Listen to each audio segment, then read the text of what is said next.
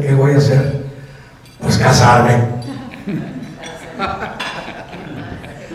Claro, tenía a mi novia muy bonita, como en la actualidad está, y ya teníamos 4 años de novios.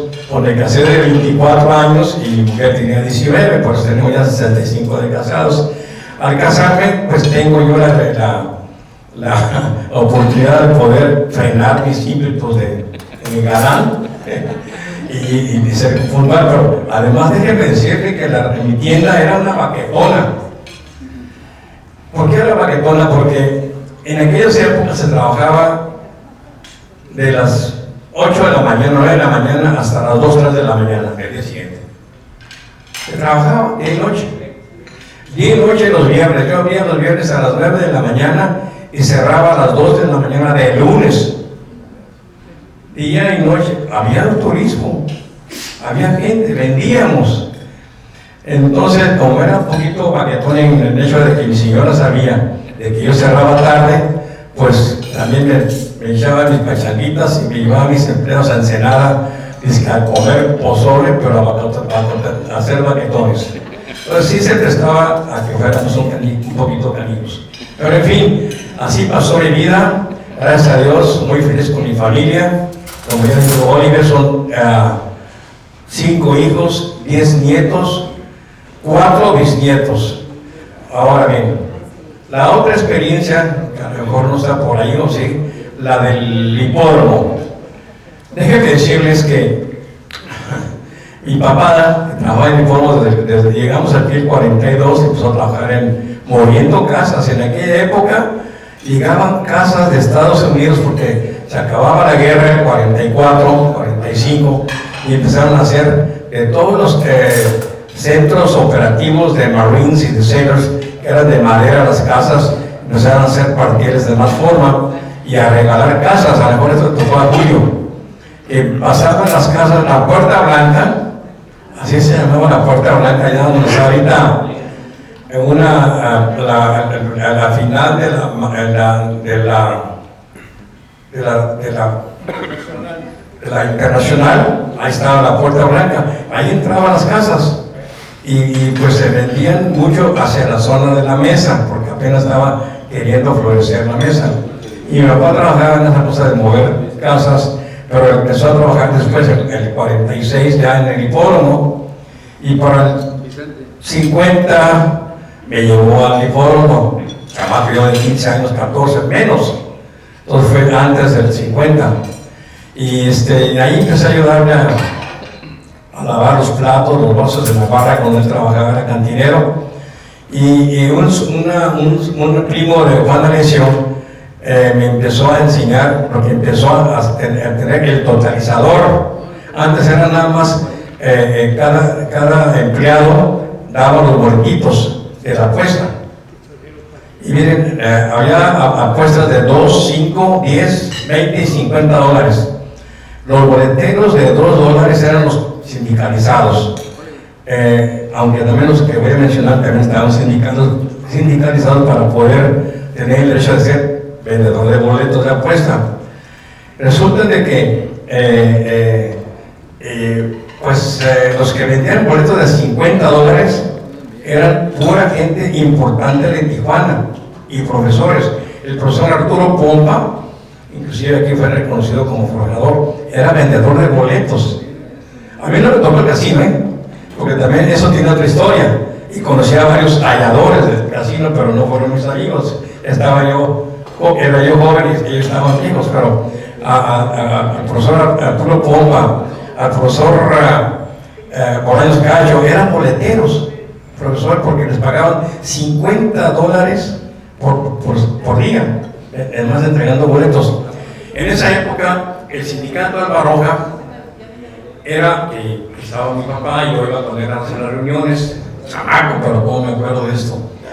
Yo le decía, el sindicato de Albaroja es la empresa, digo, a través de las empresas que tiene ahí el sindicato, son los que más pagan en todo México.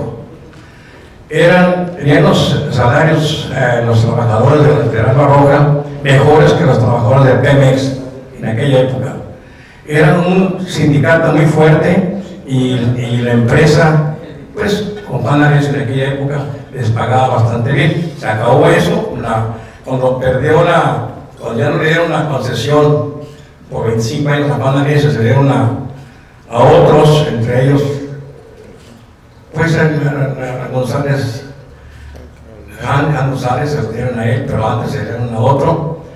Pero antes era una gran empresa de hipódromo, carrera de caballos, que precisamente ahí me ven una fotografía vestido de charro.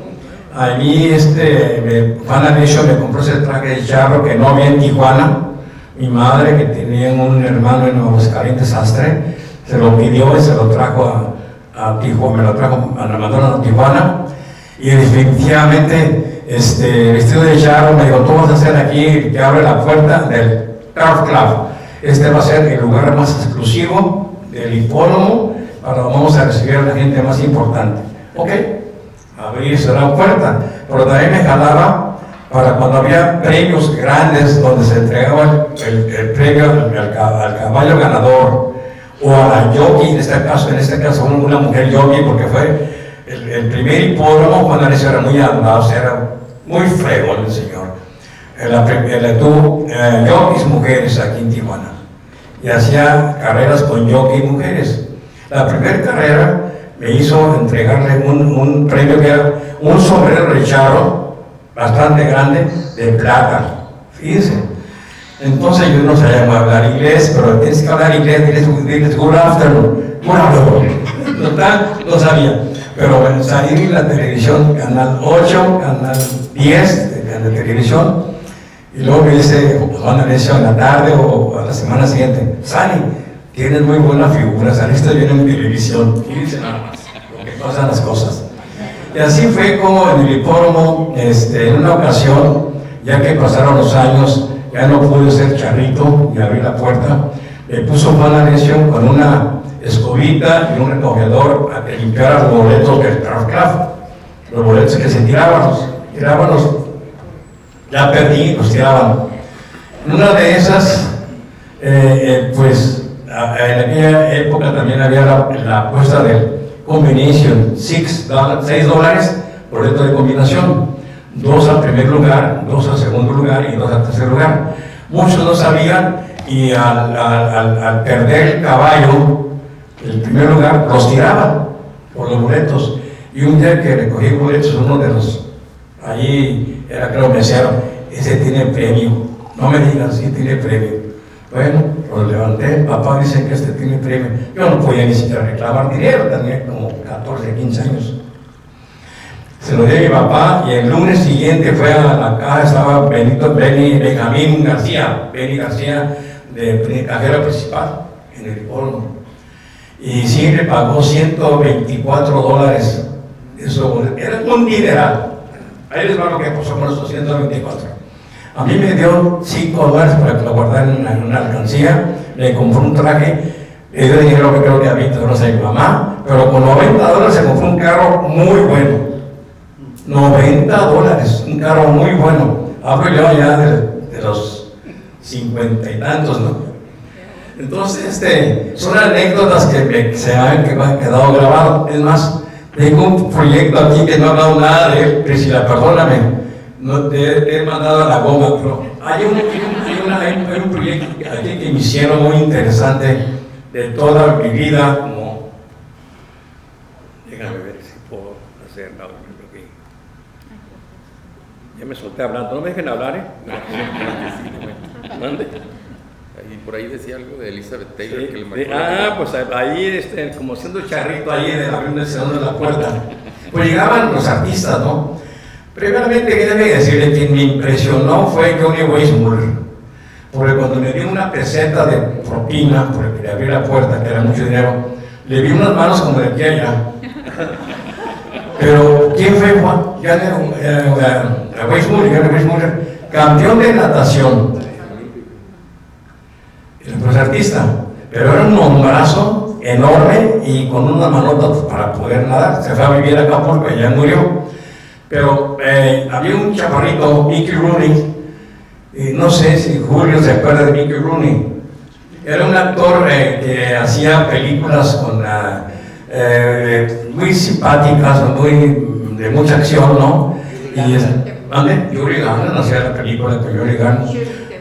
Shirley Temple, pero me tocó ver, por ejemplo, cuando llegó la primera vez con Elizabeth Taylor. Yo tenía como 11 años a lo mejor, y llegó, ella tenía como 18. Yo no sé cómo volteé a verla, y me dio una impresión de una mujer tan bella como ustedes no se pueden imaginar. Sus ojos sí eran color lila, preciosos, ¿no? Pero después de Mickey Rooney, dije, canijo chaparrito que tendrá, que trajo después a Ava Gardner, la trajo de compañera. Y luego después vino Lana Turner, pero no vino con Mickey Rooney, vino con Tyrone Power, que era su esposo. Pues me tocó ver muchísima gente importante, artistas en esa época. Pero vamos a volver a lo que te traje, ¿no? A lo que te truje. Ay, Dios mío. El deseo de triunfar ahora no. A ver qué otra huevo. ¿Qué vas a presentar ahí, ¿De qué se trata? Cuando así quiera pasar a la parte. Ok, mira. Hemos tenido muchos problemas en la Vía de la Revolución. Hemos tenido muchísimos problemas. Ahorita, el día de ayer me preguntaba Oliver, ¿cómo está la Avenida Revolución? No hay gente, no hay gente. Ahorita es un problema la Avenida Revolución.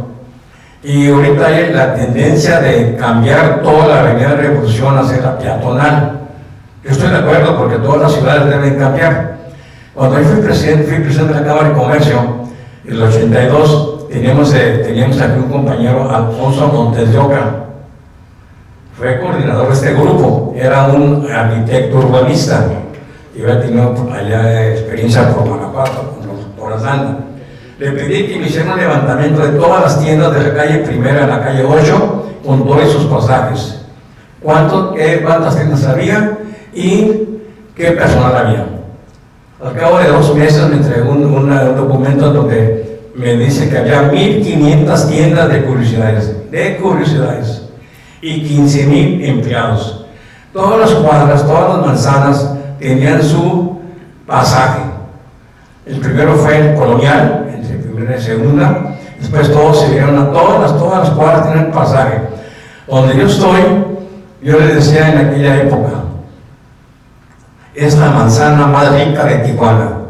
Es una manzana que tenía como 400 tiendas, pero dentro de la manzana. Tenía entrada por la Madero, por la Cuarta, por la Tercera y por la Revolución. Por la Madero tenía 2 entradas.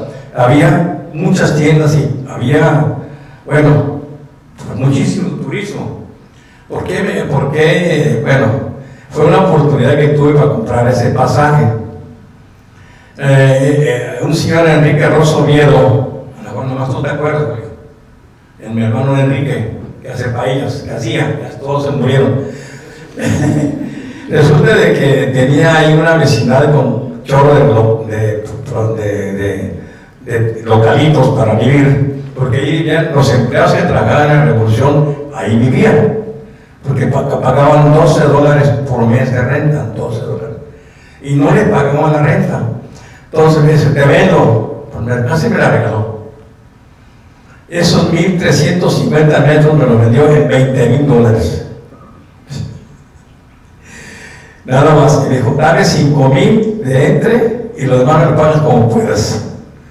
Pues lo compré por lógica.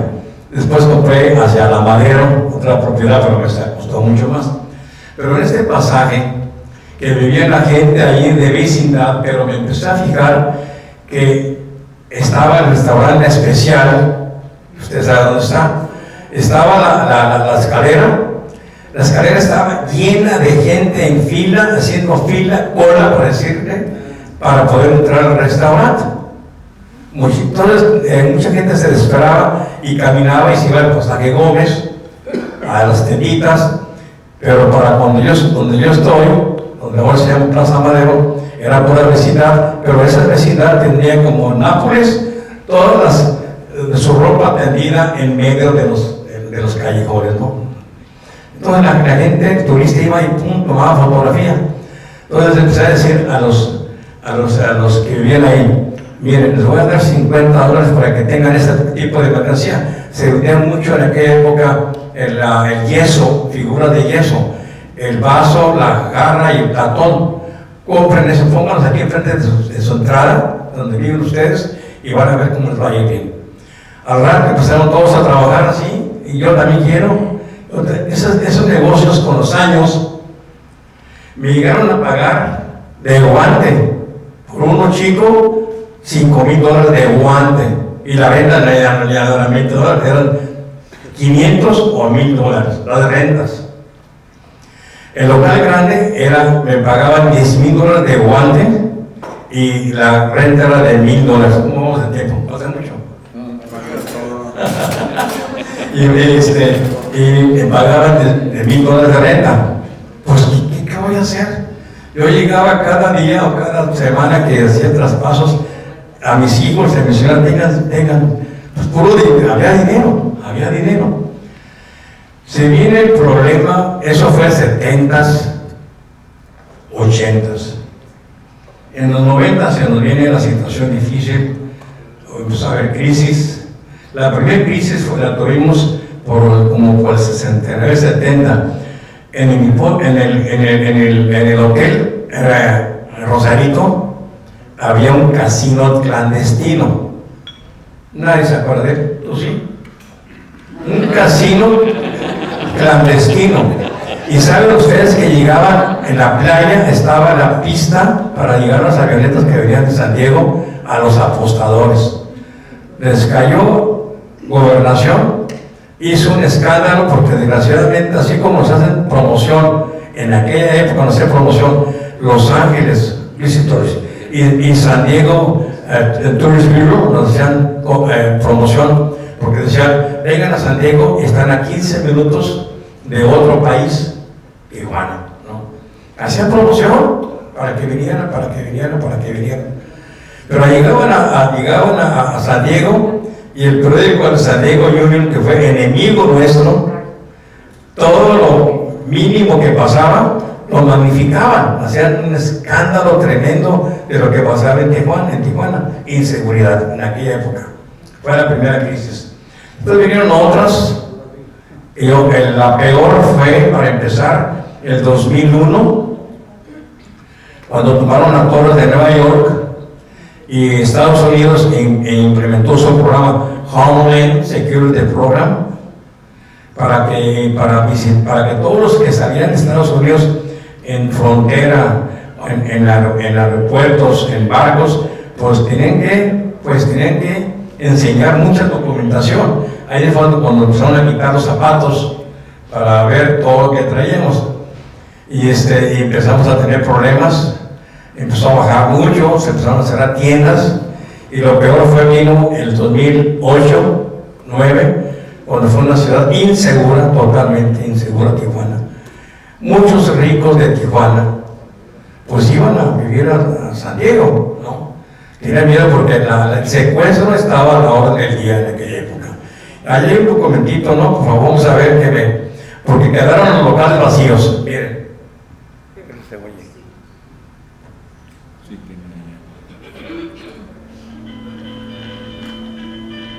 Espacios.